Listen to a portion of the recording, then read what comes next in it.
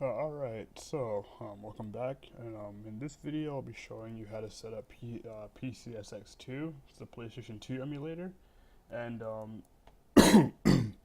it's one of the more emulators that it's more of an emulator that requires more effort to configure and get running. So we'll go ahead and say at first you're going to be needing a BIOS file from an actual PlayStation 2 that's been dumped onto a file, and so you can find BIOS files on the internet if you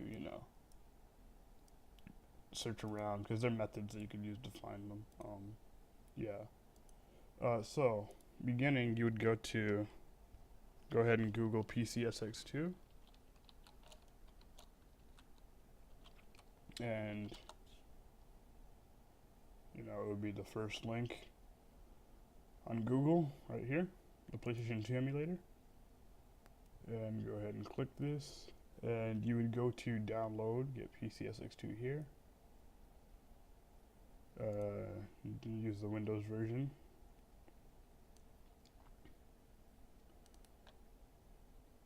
So you would scroll down, there is a standalone installer that's 10 megabytes. The web installer that's 3 megabytes that downloads the stuff from the internet, and then the binary version.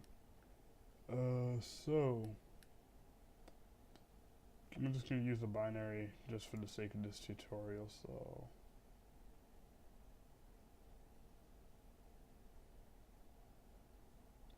go ahead and download it, and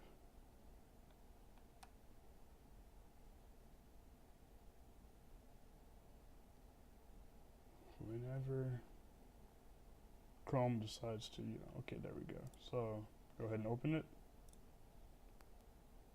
Extract to desktop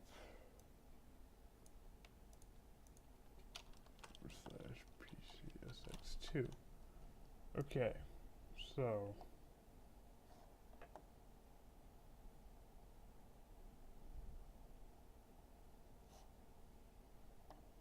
there we go.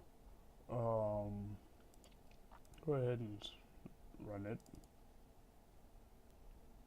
and it'll start up like this, and it will give you this message that your files aren't found, your plugins aren't found. So, and they're here, but they're just not configured. So you have to go, okay, configure your plugins.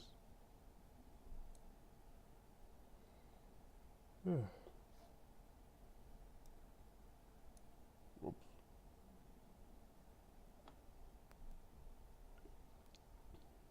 Alright, hopefully this gets cleared up. Hopefully. Okay, so here it is.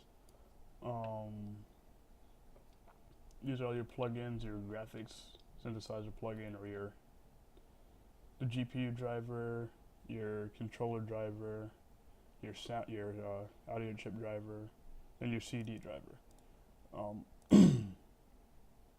Then the USB FireWire and Dev9, you don't have to worry about it all. So you would go here, configure the graphics driver. So default driver, you'd go to your adapter, whatever graphics card that you have should be the one that you should select.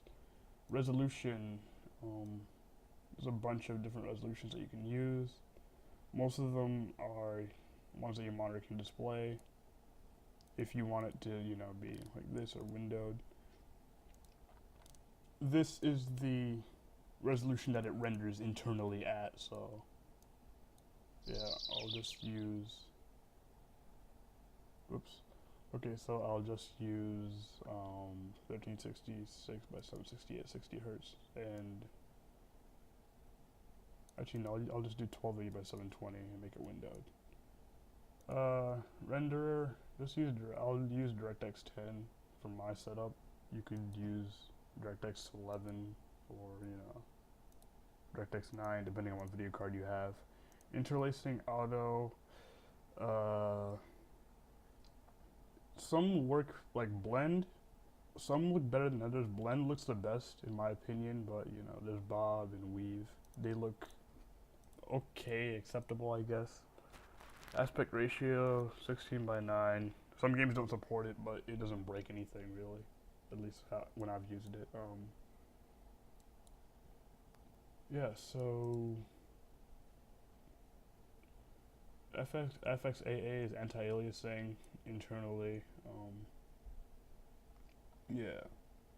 Use original PS2 resolution. If you uncheck this, you can go ahead and start downsampling by rendering it at a high resolution internally. But this requires a pretty good graphics card and stuff like that.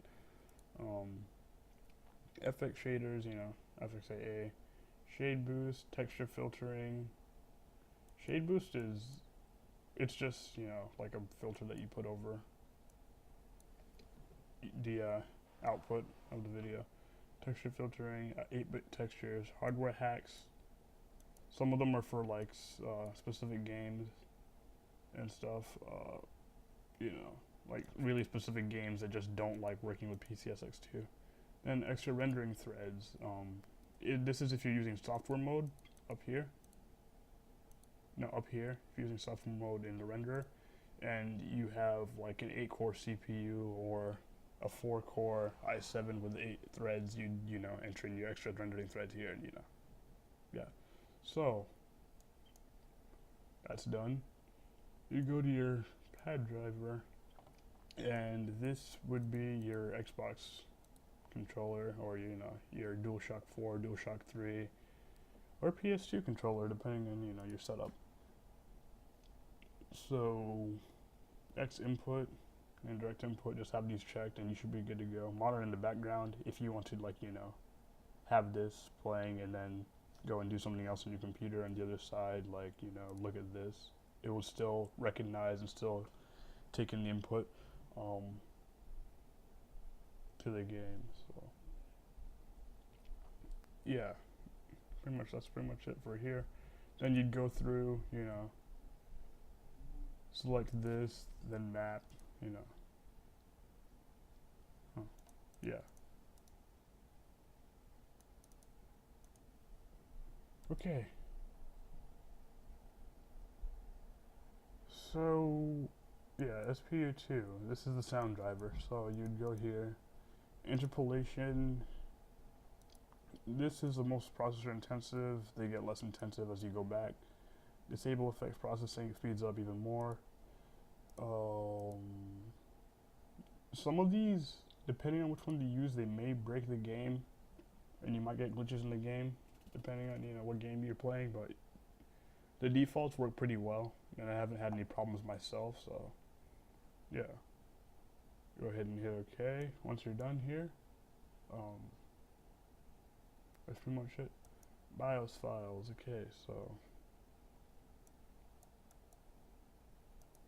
going to have to browse here, select this for your BIOS.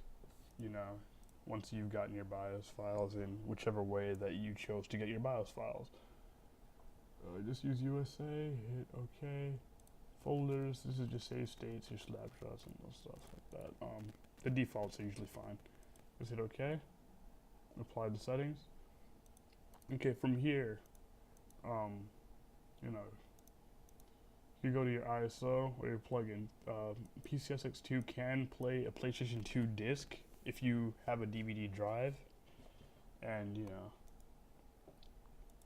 yeah, so, or you could use an ISO if you found an ISO in whichever way you chose to find an ISO. So you would click browse here, disk image files, emulate. I would go to, in my personal case, PS2, and this is like the only game that I actually really needed the ISO for. So you'd open this,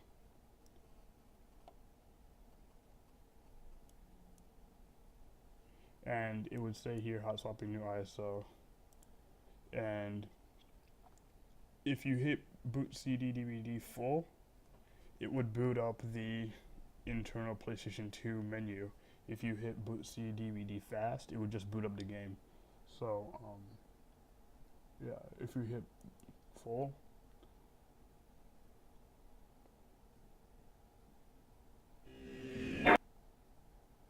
you would get all this stuff. So, yeah, and then if you hit fast, just reset it.